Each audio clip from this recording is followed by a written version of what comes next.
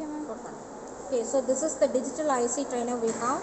In this we have the breadboard, and now we are going to verify the working of NAND gate. So we have the 7400 IC chip with us. So inside this IC chip we have 4 NAND gates. Now we are going to check the first NAND gate. In this, first and second pins are the input pins and the third pin is the output pin. So in this actually we have the plus 5 volts will be connected to the 14th pin, which is to be connected actually with the VCC. Okay, so this VCC, that is 14th pin, is connected with the plus 5 volt, and the ground is connected to the 7th pin because it is to be grounded. Okay, so we have given supply and the ground.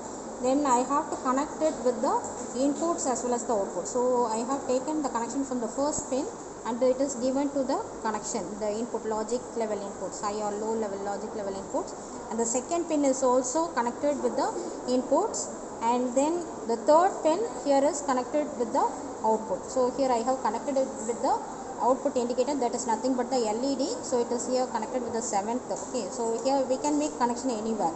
Alright, so now I am switching on this trainer kit. So here first both are in the actually on condition. If it is in the position, in this position, then it is high.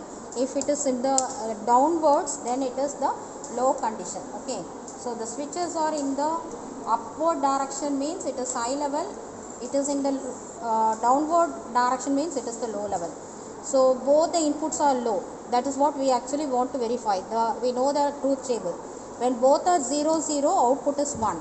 When the next condition is input 1 is 0, output second input is 1. So for that also I am getting the output 1, so it is verified. The third condition is first input is 1, second input is 0. Okay, so first is 1, second is 0. For that also the output is 1. So for the last condition is both the inputs are 1, at that time we get the output as 0. Thus we have verified the truth table. Okay, so the first NAND gate is working.